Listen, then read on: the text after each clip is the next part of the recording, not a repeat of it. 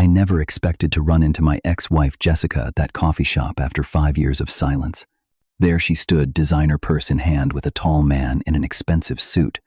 She proudly introduced as her new husband, a real elite businessman. Her eyes scanned my casual attire, a smirk forming as she commented on how little I had changed. "Still dressing like you did when we were struggling," she laughed, turning to her husband. "My new husband is an elite. I would love to see your poor, low-level workplace sometime." The challenge in her voice was unmistakable. Before I continue this story, drop a comment telling me where you are watching from, and subscribe if you want to see how I handled this unexpected reunion that changed everything. The Jessica I married 10 years ago was nothing like the woman standing before me in that coffee shop. We met during sophomore year of college, both of us carrying big dreams but empty wallets. I came from a blue-collar family in Michigan, my dad, a factory worker, who taught me the value of honest work. Jessica studied nursing, while I pursued computer science, staying up late, coding projects I believed would someday change the world. "You have vision, Dusty," she would say back then, massaging my shoulders as I worked through the night. "Someday everyone will see what I already know." Those early days were filled with ramen dinners in our cramped studio apartment, counting pennies but rich in hopes for our future. Jessica pinned magazine cutouts of luxury homes to our refrigerator, calling them motivation. I thought it was cute then, not recognizing the warning signs of her growing obsession with status. After graduation, I turned down corporate job offers to launch my own startup, convinced my software idea could revolutionize supply chain management. Jessica initially supported the decision, but her patience wore thin as months passed without significant income. "When are we going to start living like adults?" she would ask, gesturing around our modest apartment. "Marissa and her husband just bought a 4-bedroom house. He makes 6 figures at the bank." Her comparisons became more frequent, her supportive words fewer.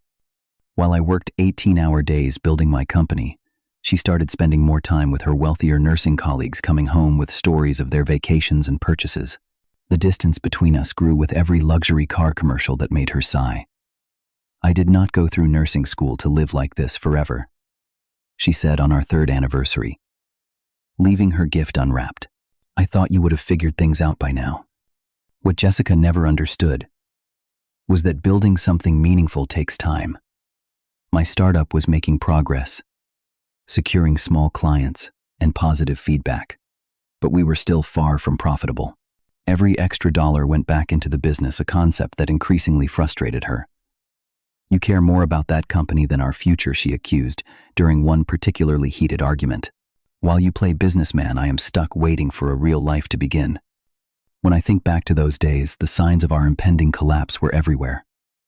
Jessica started working extra shifts, not for our joint future, but for her personal spending. The designer handbags appeared, weekend trips with her friends that I was too busy to join. We were living separate lives long before she finally left. The end came during the worst possible time. My startup had hit a critical snag when our main investor pulled out, leaving us scrambling to make payroll. I came home exhausted, ready to discuss selling our second car to keep the business afloat, only to find Jessica waiting with packed suitcases. "I cannot do this anymore, Dusty," she said, her voice cold and determined. "I have supported your little hobby business for 3 years while watching everyone else move forward with their lives." Her words cut deeper than any physical pain I had ever experienced. "This is not a hobby, Jess. We are on the verge of something big. I just need more time." "You always need more time," she replied, sliding her wedding ring across the kitchen counter. "I am 30 years old. I want security. I want luxury. I want someone who can provide the life I deserve." Within a week, divorce papers arrived. She took our savings, our car, and even tried to claim partial ownership of my struggling company, despite never having invested a dollar or hour into it. Thanks to a sympathetic judge, I retained my business but little else.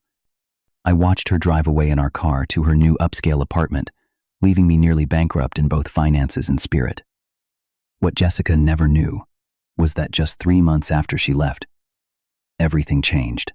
Sometimes life has a way of testing your resolve before rewarding your persistence. Rock bottom has a clarity that comfortable life lacks. With Jessica gone and my bank account nearly empty, I had nothing left to lose.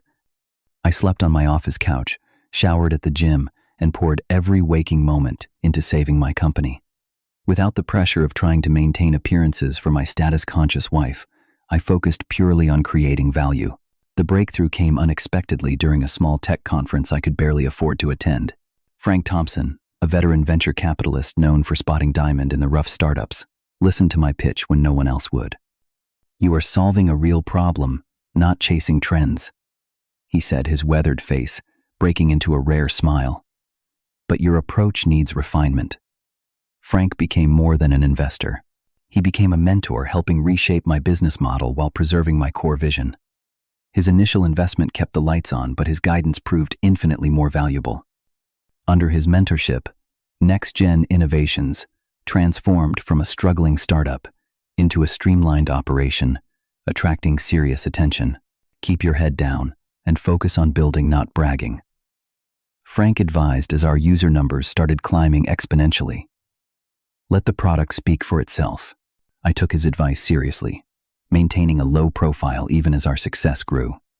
While other tech founders graced magazine covers and drove exotic cars, I reinvested profits, lived modestly, and built a company culture centered on innovation rather than flash. Occasionally, I would spot Jessica on social media, always showcasing a new luxury purchase or exotic vacation, seemingly having found the wealthy lifestyle she craved. Within 3 years, NextGen became the industry standard, with our software managing supply chains for 70% of Fortune 500 companies. When we hit unicorn status at $1 billion valuation, Frank suggested going public. The IPO exceeded all expectations, turning my significant equity into billions overnight. Yet despite my new wealth, I maintained modest habits. My wardrobe still consisted of comfortable jeans and button-downs. I upgraded from the office couch to a nice but not ostentatious home. I drove a practical electric sedan rather than a flashy sports car. The lessons of those struggling early days stayed with me, reminding me that external validation and material excess never brought true satisfaction. Not even my closest friends knew the full extent of my wealth, as I set up foundations and investment vehicles under separate entities. Financial magazines occasionally mentioned the secretive CEO of NextGen, but without the publicity-seeking behavior of many tech founders, I remained largely anonymous to those outside the industry. Which is why Jessica had no idea who she was talking to that day in the coffee shop with her elite new husband smirking beside her. "So what do you do these days?" Dusty Bradley asked with the condescending tone of someone who has already determined your inferiority. "I am in tech," I replied, simply seeing no need to elaborate. Jessica laughed, a practiced sound designed to diminish. "Still chasing that startup dream?" "Some things never change." Bradley straightened his designer tie. "I am executive vice president at Stratton Systems. We only partner with the top-tier firms in the industry." The irony was almost painful. Stratton Systems had been pursuing a partnership with NextGen for months, their CEO practically begging for a meeting. Their outdated systems were losing them clients, and they needed our technology to remain competitive. The proposal sat on my desk, still unsigned. Interesting was all I offered in response. "What is the name of your little company?" Jessica pressed clearly, expecting something embarrassingly small. "Next-Gen Innovations." I watched Bradley blink rapidly, recognition flickering across his face before being replaced by disbelief. Jessica, however, remained oblivious. "Never heard of it," she dismissed with a wave of her manicured hand. "Is it one of those tiny startups working out of someone's garage?" The old wound of her dismissal of my ambitions reopened slightly. 5 years had passed, but her capacity to belittle remained unchanged. I considered simply walking away, but something made me accept her challenge instead. "Why not come see for yourself? I could give you a tour tomorrow." Jessica exchanged a glance with Bradley, who suddenly looked uncomfortable. "We would love to, right, honey? I would love to see your poor, low-level workplace." We exchanged contact information, and I walked out of that coffee shop with a storm of emotions. Part of me wanted vindication, to see the look on Jessica's face when she realized what she had thrown away. Another part questioned whether indulging in such petty revenge was beneath me. By the time I reached my car, I had decided on a middle path. I would neither hide my success nor flaunt it unnecessarily. The truth would speak for itself. That evening, I called my executive assistant Amanda to prepare for the unexpected visit. "Jessica, is coming here. Your ex-wife, Jessica. Amanda had been with me since the early days and knew the painful history. With her new husband who works for Stratton, ironically enough. The same Stratton that has been desperately trying to partner with us. Amanda laughed. This should be interesting. Want me to roll out the red carpet or keep it low-key? I considered the question carefully. Just a normal day at the office, Amanda. No special treatment, but no hiding anything either. And can you have the Stratton proposal ready? I think I might finally be ready to make a decision on it. That night I sat on my deck watching the sunset, reflecting on how dramatically life had changed in 5 years.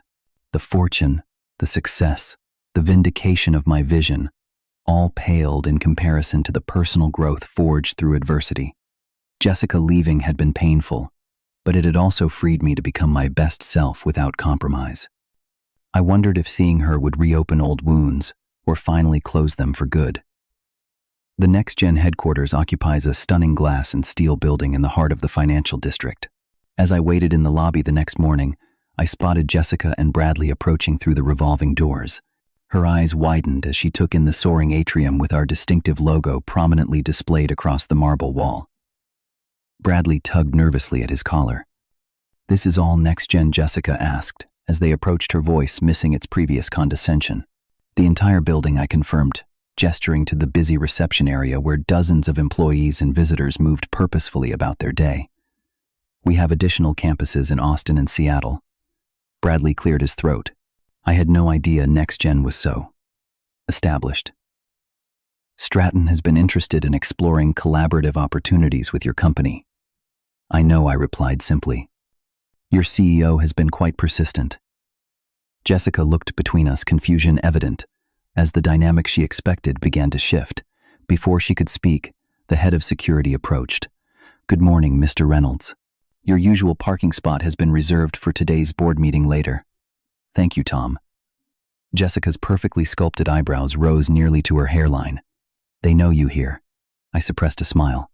"I would hope so." "Shall we begin the tour?" As we moved through the building, the truth became increasingly unavoidable. Engineers greeted me by name, asking for input on projects. Department heads stopped to provide quick updates. Executive team members referred to upcoming decisions requiring my approval. With each interaction, Jessica's expression grew more stunned, while Bradley's became increasingly pale. "You are not just working here," Jessica finally said as we entered the executive floor. "What exactly is your position, Dusty?" Before I could answer, my assistant Amanda appeared, tablet in hand. "Mr. Reynolds, your 10:30 conference call with Tokyo has been moved to 11:15, and the investment team needs your final approval on the new acquisition.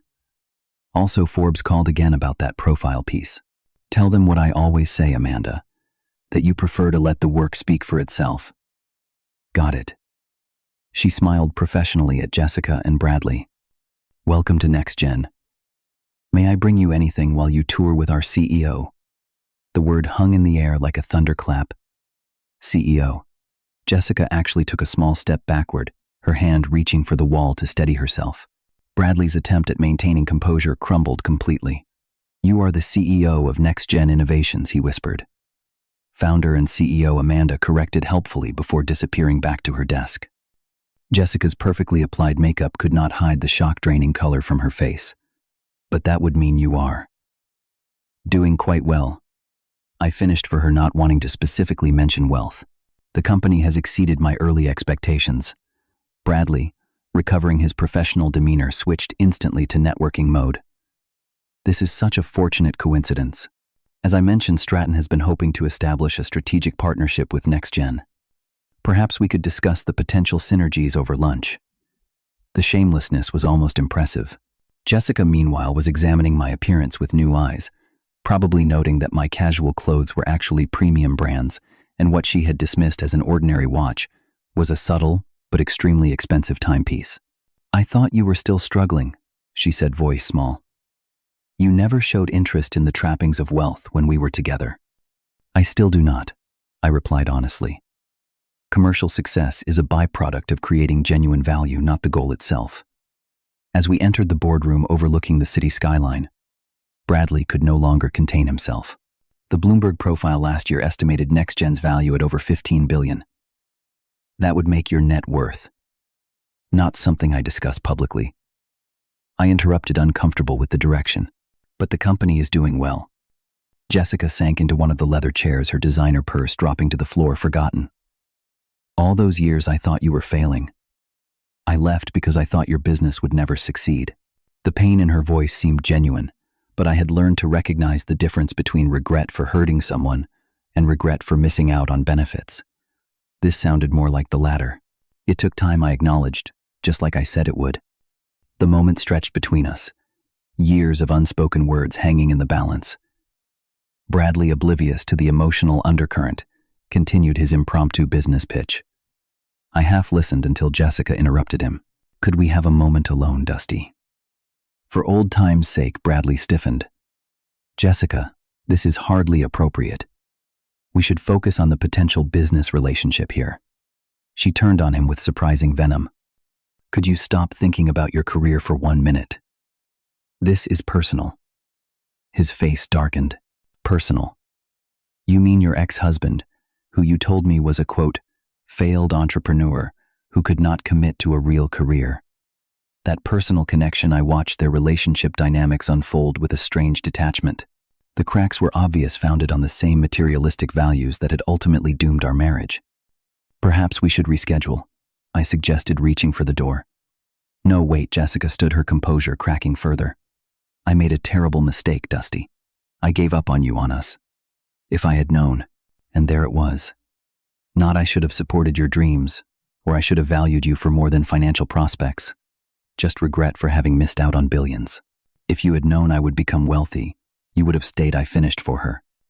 That is exactly why it is better that you left. Bradley, seeing his networking opportunity slipping away, tried again. About the Stratton proposal, perhaps we could. I will have my team review it, I said, opening the door. Now, if you will excuse me, I have a company to run. Jessica reached for my arm. Please, Dusty. We had something special once. Maybe we could reconnect. Just talk about old times. I am not happy with Bradley. I made a mistake. Bradley's face contorted with rage. Are you kidding me? You are trying to get back with your ex right in front of me because he turned out to be rich. After you spent years mocking him, their argument escalated, voices rising as years of their relationship's dysfunction spilled out in front of me and several passing employees. I stood silently, witnessing the hollow core of what I had once desperately wanted back. In that moment, the final piece of my healing clicked into place. I felt nothing but compassion for both of them, trapped in a cycle of status seeking that would never bring fulfillment. Enough, I said quietly, but with the authority that comes from authentic leadership. This is not productive for any of us. The unexpected reunion with Jessica changed everything, but not in the way either of us might have predicted 5 years ago. After calming the situation in the boardroom, I spoke with Bradley privately, offering to have our business development team give Stratton's proposal fair consideration on its merits alone, without personal feelings interfering. His relief was palpable, his earlier behavior instantly replaced by professional gratitude. With Jessica, I took a different approach, suggesting we talk briefly in my office. Away from Bradley, her facade crumbled completely. I have thought about you so many times over the years, she admitted, tears threatening to ruin her carefully applied makeup. Not because of all this, she gestured around the office, but because nothing has felt right since I left. Bradley only cares about appearances, about what others think. We look perfect on Instagram, but fight constantly behind closed doors.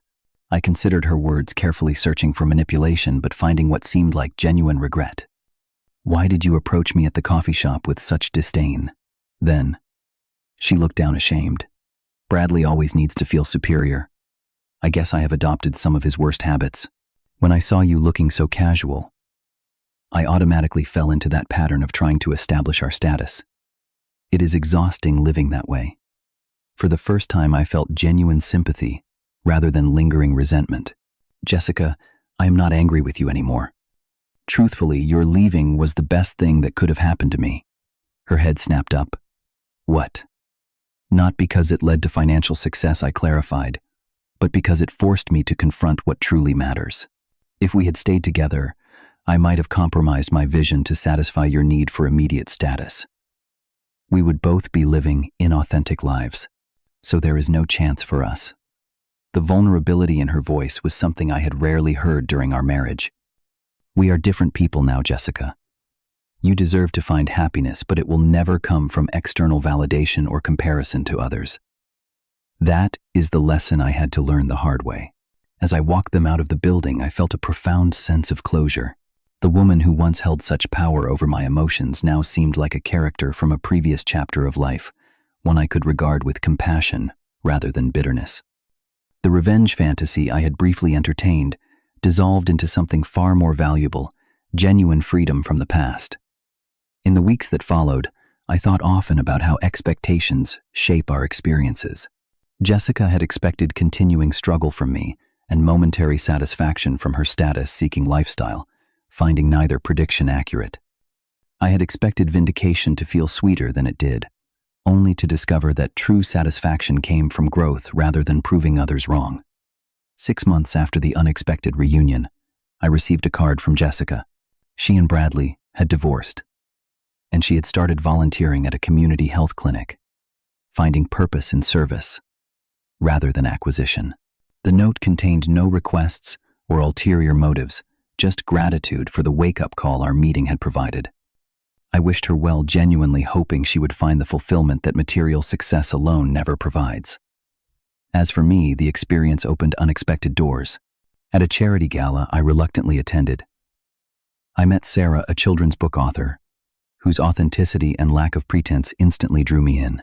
Unlike Jessica, she was unfazed by wealth or status, more interested in meaningful conversation than impressive credentials. Our relationship developed slowly, built on mutual respect and shared values, rather than external markers of success. The most profound lesson from my journey was understanding that life's greatest disappointments often create space for unexpected gifts.